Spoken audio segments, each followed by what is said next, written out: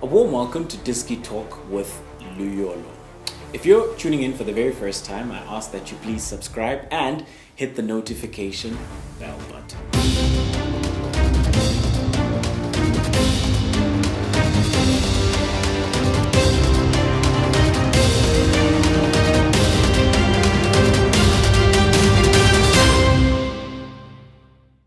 So, on today's episode, we discuss all things Coach's Corner, as we have a look at four men who have been newly appointed at four different English Premier League clubs. So, I'm joined by three guests today, all of them returning guests that I thoroughly enjoy recording with. So many different opinions. However, I'll start by introducing Neil. How are you, bro? I'm doing good. Good. Stabiso? You good, man? Mungezi, how are you? We're good. Good. And as always, I am your host with the most, and I go by the name of Luyolo. So, gentlemen, let's get straight into it. So, towards the end of the season, we did, more or less start to see that there will be changes at certain clubs, and some clubs went on without managers for a couple of weeks. Other clubs went on for a couple of months without managers. However, we do have four men who have been appointed. However, we will start with Mr. Patrick Vieira, who will be leading Crystal Palace. What do you guys make of that appointment? I'll start with you, Neil. I don't think that it's such a good appointment. Patrick Vieira, I think the Barclays Premier League it's deep waters for him, and he will be found out by more seasoned managers that have experience, and it's a big name coming. Is he there because of his name, what he's done in football, or what he's done as a coach? Because as a coach, he's not supposed to be there. Yeah. As a footballer, we all remember the good days of Patrick Vieira, but that is not the reason why you should walk into a team like Crystal Palace. Yeah. And Palace is going to find themselves fighting. Yeah. Fighting for, that's my opinion. Yeah. And we'll roll back and see if I was wrong, but they'll be fighting for relegation. What do you make of the appointment? Yeah, I do agree with you. I mean, like, he's been at teams like New York City, at Nice, he got fired. So I don't really think, he's proved himself yet to get a job like Palace, because even though Palace might not be the best team or one of the best teams in the Premier League, they still are, a team that's always in the Premier League, Yeah. So I think he's probably gonna get fired after like a couple of months, but we'll wait and see. Yeah, we'll wait and see. What do you make of it, Stabiso? I see this Patrick Vieira appointment as a big mistake for Crystal Palace. I think because of the main reason that Crystal Palace are going through a transition period right now after losing 7 first teamers. I think Scott Dan left, Joe Ward, Van Arnold is leaving, McCarthy is going to leave. I think also Kiyota has only like a few months left in his contract. Yeah. Like, I feel like with a squad that needs such a big overhaul, and you're losing so many core first teamers, to bring someone such as inexperienced as Vieira, I feel like it's going to leave a gap too big to fill, because first of all he's inexperienced when having an actual good squad, and now he's going to have a squad that's limited, and he has to work magic with something. It's something that he hasn't actually done. He hasn't proven that he's capable of to overhaul a squad and to change it. I feel like that he's in for a big job, but I'm not saying he can't do it, because I think managing these days, I feel like it needs players to come to the forefront and to pull you out of sticky situations as well. So I was very shocked by that appointment. I just think this is my general notion when it comes to footballers becoming coaches. I just feel like they have to thoroughly cut their teeth by learning the trade, right? Like everybody else, like any other coach, and you shouldn't get the job because you've got a fancy name. You shouldn't get the job because you're a legend at that certain club, but you should get the job because you can do the job.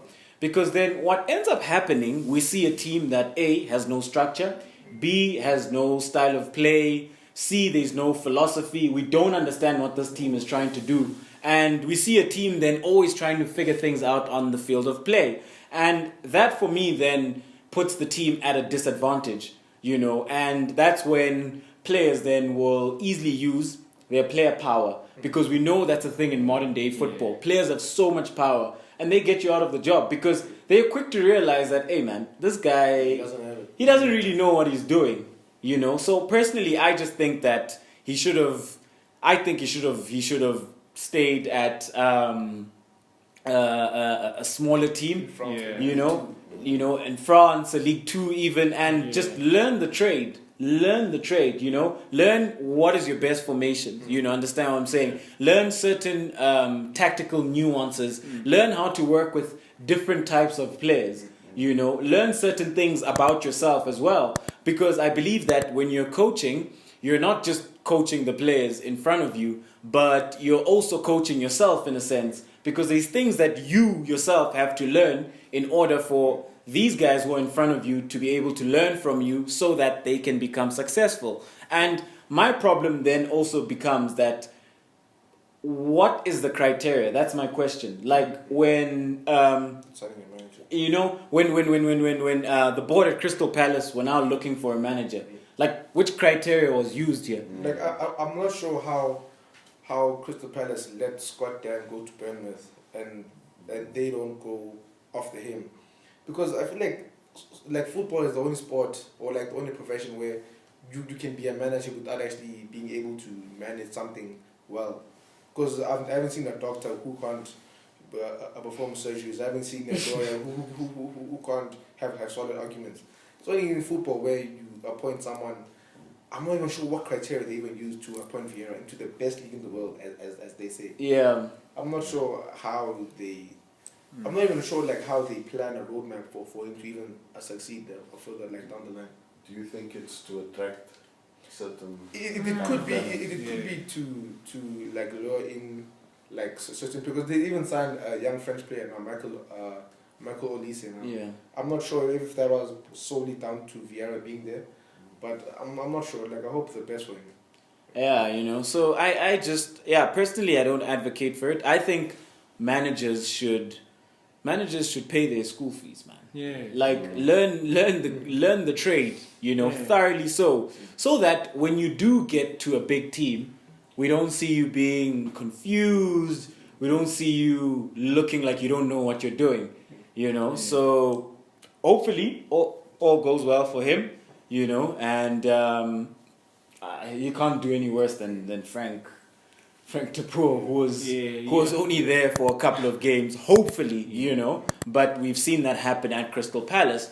However, gentlemen, we all feel like he's not the man for the job. I just want us to discuss a couple of names that could have potentially, fitted into that category, or who maybe, since you're saying he'll be out, who maybe then might get the job in December, because we do know that is a trend within English Premier League football. So, which are some of the coaches that you think would have been well suited for that specific role?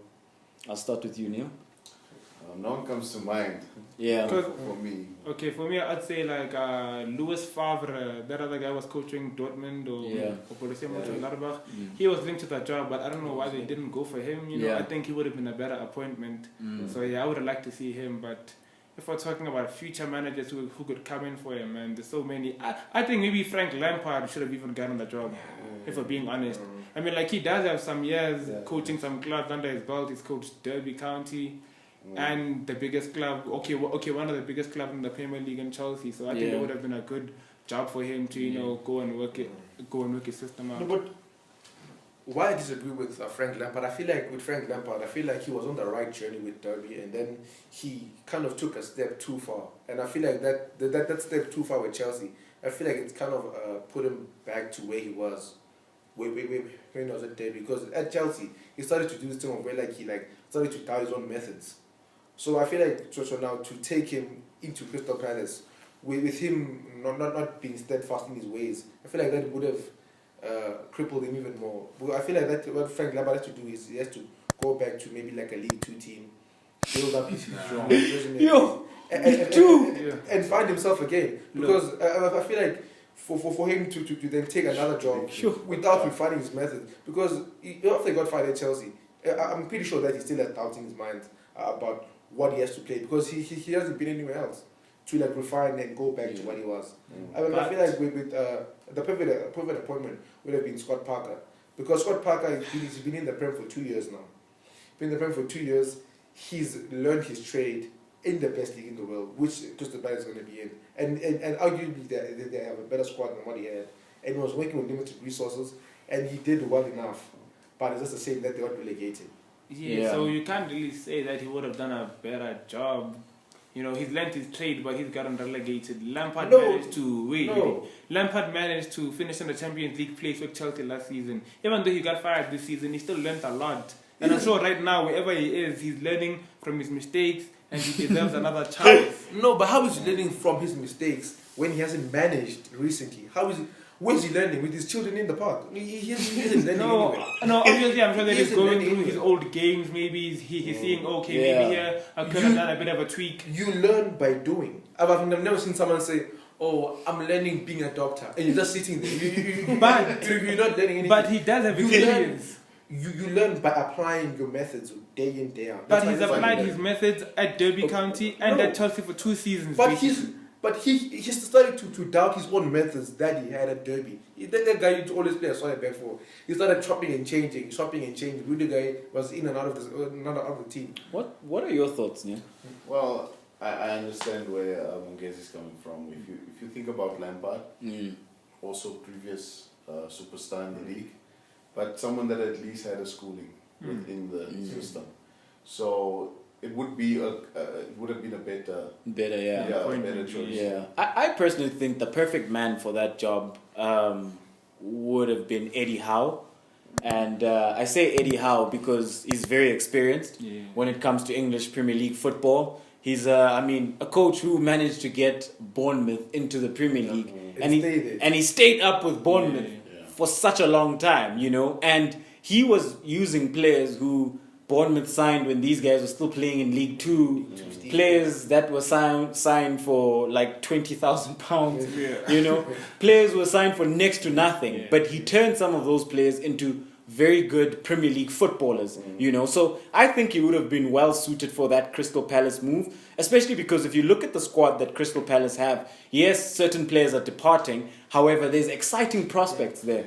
You know, there's exciting players that you can work with. And you look at Eze, for example, you know, that's a player who would be so integral to what you try to do going forward. And you could build a team around Eze. And also, when you think about Crystal Palace, I think they could attract those young English Premier League players, you know, especially those ones who aren't playing at the big clubs. Do you understand what I'm saying? You could attract those players, you know, and you could get them in. And with Lampard, I will borrow from Stabiso and I'll borrow from you, because I acknowledge both points with regards to say that because he's sitting and he could be doubting himself and he's not in the job, I will acknowledge that. However, from what he has done, I'm pretty sure that he has learned, you know, he has learned from his past mistakes, but it's obvious that he's not applying them on a daily basis because he doesn't have a squad to apply them with. But I'm pretty sure that he has learned from his mistakes. And watching also how Thomas Tuchel has taken over that Chelsea side, he will learn so much and like, oh, okay. So Thomas Tuchel came in and used the very same players I had and he used them in a different way. So I think he will be learning. And I think for the Crystal Palace job, he also would have been another candidate, especially because of the links that he has with those Chelsea youth players. He could have used a lot of them. Do you understand? Billy Gilmore is off to Norwich. I thought that if Lampard got into Crystal Palace, he gets Billy Gilmore into midfield. You know, you got Eze in front of him, and then he could also get a Tammy on loan for a season. Then you're looking at a different prospect with that Crystal Palace side. Do you understand? So I think that he also could have been a very good option. I just think that when owners of certain teams sit down, they must look at those things. You know, you have to look at the experience. You also have to look at what this man has done within this fold. You know, because that is a huge experiment. Taking Patrick Vieira and bringing him to the English Premier League. He did well as a player, but now times have changed. You know, he's a manager. So, gentlemen, let's move on to the next segment, where we discuss a man who is a lot of people are excited about his appointment. I am too. Most notably known for his time at Benfica. One of the key components to his Benfica side was taking Adel Taarabt and turning him into a defensive midfielder, which is quite amazing, which then shows us what he can possibly do. Man goes by the name of Bruno Lage. What do you make of his appointment for Wolves? I think that it's a very good appointment. He does have a couple of trophies under his belt. He did win with Benfica. He won the league title and the Super Cup as well. So he is a winner. So and that's someone that Wolves do need in the team. I think that Nuno did his best with them, but I think that Bruno Lage is the guy who can take them to that top 6 position and keep them there. What do you make of it, Neil? I'm excited to see the pressing that he's going to bring and how he's going to utilize those Wolves players. I'm very excited. If you hear about João Felix, how all these young players that he helped groom speak highly of him, that indicates to me that he's the type of player the type of coach that will work with players, and he will bring the best out of them. He's not going to force a philosophy and try and bring in players to match his philosophy, but he will take the players that are there and mold them into being a winning side. So I'm very excited to see what he's going to do with his Wolves, and I think we're going to see an exciting Wolves again. Yeah, so I agree with you with regards to taking them to the next level. I just think that Nuno just, you get to a point where you reach the pinnacle and you just can't go any further. And there's nothing more you can do with that squad. But when I have a look at that squad, there's some very talented footballers, and I think, it's perfectly set up for Bruno, because when you look at some of those players, it's players that he would have probably crossed paths with because of the whole Portuguese revolution. However, the question I want to swing to you, Tabiso, is with regards to his tactical approach. We do know that 4-4-2 is regarded as an old school approach. However, with his 4-4-2, it does seem a lot more modernized, and it's got so many dimensions and elements to it. I just want you to just give me your thoughts on the way he approaches football. Well, with Bruno Lage's teams, and I know very well because we played them in the Europa last season, and they had us against the ropes. I think they won the first game. I'm not sure. I think they had us against the ropes in the first game, because he's very good with young strikers. Like the striker he had at Benfica, Darwin Núñez, some other tall, long guy. He's a kid, but that guy played like he's so old. I saw him on the touchline. He tell you how to shape his body when he receives the ball. And I feel like that with him and Fabio Silva, that will feel like he'll make that boy a goal hanger. He score goals, that guy. Because I feel like that the one thing that he does, he tells his wingers to always hug the touchline. Hit the point to the box with your strikers, and imagine having a Dama on this side, you have Neto on that side. Those guys are terrorizing players, and especially with his high press. He does this thing of I think he used to trigger the press on Bellerin. Whenever Bellerin had the ball, the whole team used to just flood it to the right hand side. And I feel like with Jean Moutinho, I feel like those Jean Moutinho and Neves, I don't think that both of them are gonna work. I think he's gonna buy another midfielder, because he likes a mobile a defensive mid. That other guy he had at Benfica. I forget his name now. I forget the guy's name. But there's some other he needs legs and good technical. I think one of them was dropping. Maybe if Neves is being sold. But with the centre backs, Connor Cody with the spraying of the balls. He his team already has a template and how to play. He already has Johnny Otto on this side. Right back. I feel like it's right back Semedo. I feel like Semedo is very limited, but I'll see how it plays out. So you mentioned the midfield. There's a player that I'd like for us to just look at. He hasn't had much game time, but whenever he's come on, he showed glimpses of that he can one day become a quality player for that Wolves side. Morgan Gibbs-White. What do you guys make of him? Do you think that this could be? Do you think that this could be his chance to break into that Wolves side? It's definitely gonna be a good time, because now there's a whole new different coach. So you're on the same level playing field as everyone else to shine and to prove yourself. So it's going to be a very good chance for a lot of players that maybe Nuno didn't play as much to come into the light now and to get their shine. Yeah. Especially with like that Wolves midfield. I feel like there's so many quality players in that midfield for him to like experiment with. Because there's also Dendonka, but I'm not sure if he's going to maybe drop him into the back line. But I can imagine like Dendonka and Neves starting pivot. Those two are going to kill midfields, because those guys, Dendonka's mobile, Neves can spray the ball. But like that midfield, especially with Gibbs White being a squad player, I don't think he'll see many minutes as a starter, but I feel like that he has something to offer in that midfield. You'll grow into it. Yeah, he gets the best out of his players. And I'm excited about that because so many managers come with the philosophy only. They don't come with that I'm working with a group of young men here that need to achieve something. Yeah. And he's going to come and look at those players, no matter how many games they've had under Nuno. Yeah. He's going to look at bringing the best out of each one. So it's up for grabs, a lot of places with a lot of quality players. So I think we're going to see a more energetic Wolves side. Yeah. And speaking of Nuno and energetic, it's a great segue into our next segment, which is Nuno, who's been appointed as Tottenham Hotspur's manager. What do you guys make of that appointment? I think that this appointment, I feel like that Spurs are still in for some pain. I don't think that this is a very good appointment for Spurs because Nuno isn't known for his attacking style. I feel like he's more pragmatic more than anything. I feel like he just likes to like feel a game out. He never like want to go out and take a game. Imagine like with Son, Kane, Lucas Moura, there's so many players there not to attack.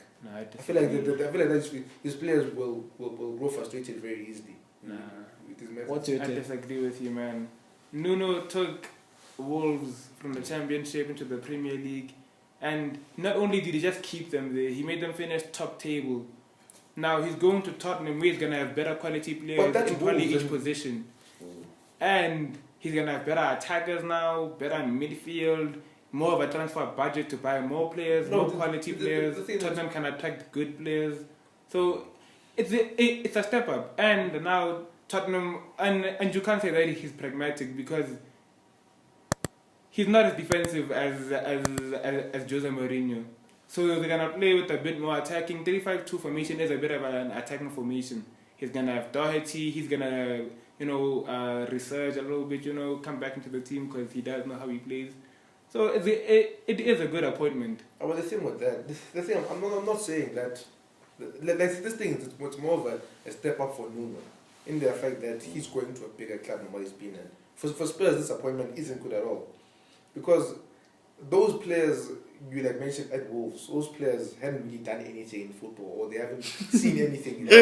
So they'll take his message on board more than the Spurs players. Imagine Nuno telling Kane, track back and help the team. Do you think he'll continue to do that if the results aren't going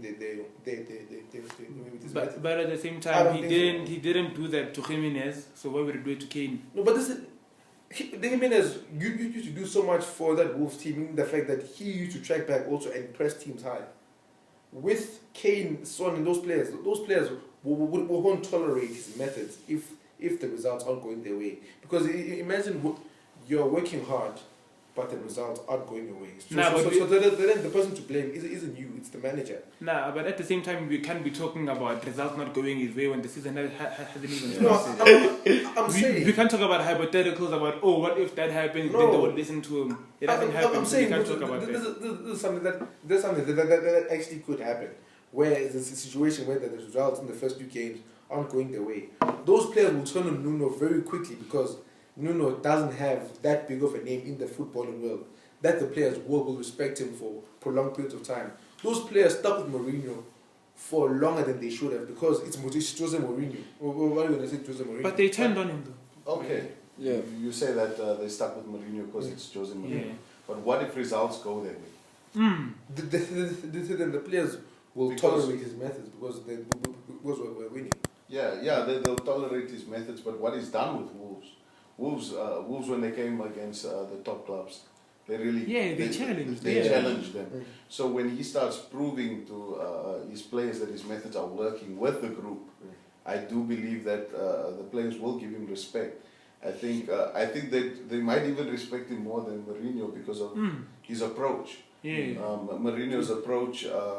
Watching that documentary with Spurs, I personally, I wouldn't be able to sit under a person like that at work or anywhere. It's very tough. And I know there's things like tough love and to bring out the best in players, but I don't think that methods work. But I think Nuno, we should give him that chance at least. He's making a step up, and I think that step up is earned. He earned it, definitely. You know, so personally, I think it's a very good appointment by Spurs. And I say that because we have to be realistic with the situation, right? Spurs went out and they tried to get all these other managers. And it just didn't happen. Yes. You know, it just didn't happen. It was clear that managers who are in a higher tier than Nuno were not willing to coach Spurs. You know, so the next best is dropping a tier down. And then when you drop a tier down, those are the type of managers you're looking at. You're looking at a Nuno. You're looking at those type of guys. You know, personally, I would have even thrown Eddie Howe's name in there as well. Graham Potter. You understand? But at the end of the day, well, Graham Potter reportedly was not interested because he wanted to build with Brighton and then hope for a bigger club or bigger. Yeah, do you understand what I'm saying? So it shows you that a lot of people weren't interested in that job.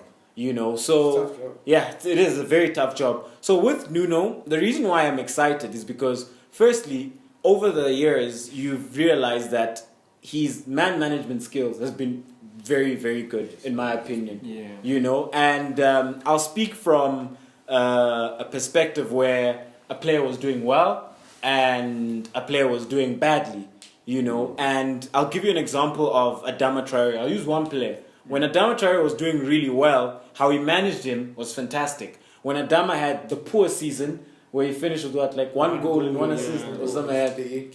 But the way he treated him still, do you understand? It was the same. So for me, that shows his great man management skills, which is very important. Coming into that Tottenham squad, that's what you're going to need. Man management skills will be very important, especially after what happened with Jose Mourinho, you know. And you also then have to look at how he integrated certain players within that Wolves fold, you know, and how certain players were starting to grow, you know, and how players were allowed that freedom. I would be sitting there as Ndombele thinking, okay, I'm a bit excited for this. Do you understand? Because now I'll get to play a bit. You know, this is an offensive lineup where I will be able to play. And you know, with his 3-5-2, it might even then see Ndombele maybe going in as a 10, maybe behind a Kane and a Son. You know, where he's able to play now. You know, and then you have two men sitting behind him. Because what I love about Nuno is that he doesn't compromise. He plays players in their best positions. That's it. Doherty, great as a right wing back. That's where he put him. Not once did he ask him to play as a right back because he knew that he'd get found out. Do you understand what I'm saying? So when you look at that, you then start to see that, oh, okay, this is a coach who knows how to get the best out of his players, A. B, he's got a very good personality. And at the end of the day, you need somebody who can adapt to the ways of Tottenham, right? The previous manager, he didn't. And with Nuno, he has to be adaptive when he can't get the players that he wants. Do you understand? Because we all know that Levy is a penny counter. He's not always going to give you what you want, you know? So you need a man who can say, okay, let me use the best of what I have. And the best of what I have is the Spurs squad. What can I do with the Spurs squad? You know, and I think he's already earned the respect of Spurs because if you think about some of those great battles between Spurs and Wolves over the past couple of years, you know, there's been quite a lot of amazing matches between those two teams. They would have earned his respect and they would have then understood, okay, this is the type of manager he is. When he comes in, we are going to respect him. Yes, his name is not Jose Mourinho, but like Jose Mourinho is Portuguese.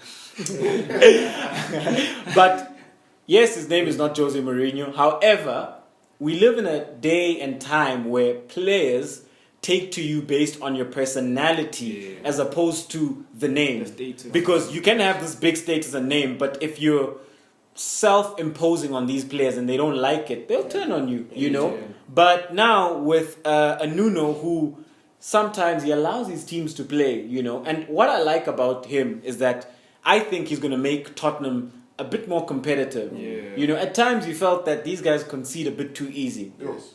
Tottenham have always been soft over the years, you know. Mourinho came in, he established that defensive noose where you started to see Tottenham start to grind out the clean sheet. So with Nuno, I feel like Nuno will be able then to ensure that they're able to nullify opposition because you hardly ever saw Wolves getting thoroughly beaten. Yeah. You know, you never see them roll away when Nuno was in charge. Yeah. You know, so I think that is a very interesting appointment, and I think it's a good one as well. You know, because he's also a manager who's able to get the best out of young players. Yeah. And over the past couple of seasons, we have seen that Tottenham have quite the good academy. Yeah. You know, yeah. So personally, I'm excited. And you mentioned Oliver Skip, who I think, as an unpopular opinion, he could have a big role to play going forward. You know, if he decides to have, because he likes going with the double pivot.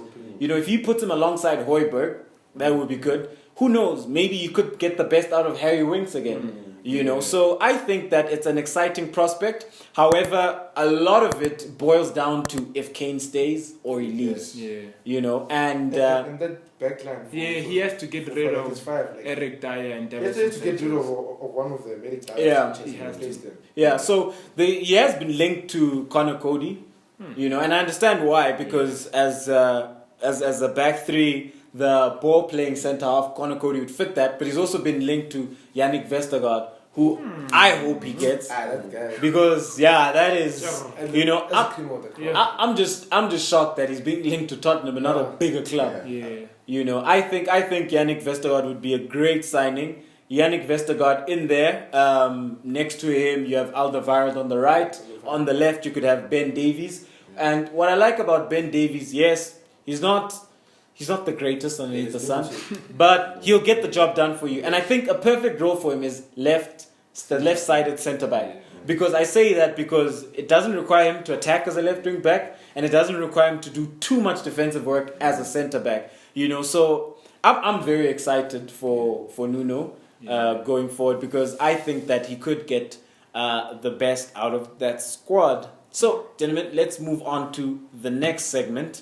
Yeah, this appointment, it got the other side of Merseyside, you know, a bit, you know, rubbed them up the wrong way. And the perfect man who will actually take us through this is Neil himself, because he is a staunch Liverpool supporter, and he witnessed the years when Rafa Benitez was there leading the team. But anyway, what do you make of Rafa Benitez's appointment for Everton? Good job on Everton to get Rafa Benitez. I only have fond memories of Rafa Benitez, but going through Twitter, will finish you. Yeah. There's this nice clip where Rafa Benitez is interviewed, and he speaks about the blue side of Merseyside, and he says, they're a small club. Yeah. So they've gone to the smallest club in Liverpool, but a great manager. We spoke now of being able to manage players, and that is the strength of Rafa Benitez. Every player that has played for Rafa Benitez speaks fondly of him, and I think what he'll bring to the team is competitiveness, and Everton will definitely do well because of what Rafa Benitez brings. He's seasoned. He's one of those coaches that has not stayed in the old era of football, but he will experiment. He will turn things around, and he will definitely make them competitive. This league is so competitive. I don't know what he'll really do in terms of position on the log. Yeah. But Everton have made a great acquisition with Rafa Benitez. Before I swing the question to Stabiso, I wanna, because you are the staunch Liverpool fan. What do you make of him making the crossover? Do you feel like no, culturally that is wrong? You're not supposed to do that. Or do you feel like, listen, it's the world of football, and from a normalcy perspective with regards to finding a job, Yes. at the end of the day, it's a job like any other job. Or do you feel like he's broken certain cultural boundaries when it comes to Merseyside? Well, a few years ago, Michael Owen, when he went to Manchester United, that broke my heart. To see him there, because that was when I started falling in love with Liverpool. Yeah. That was the golden boy, and I think what Benitez has done is not wrong at all.